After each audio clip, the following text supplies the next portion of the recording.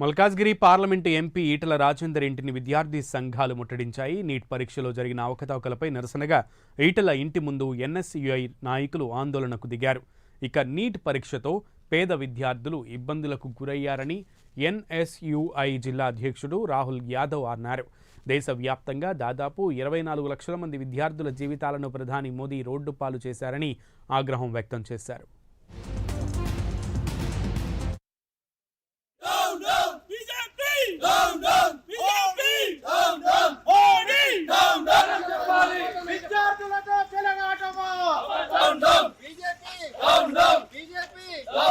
విద్యార్థుల చెలగాటమా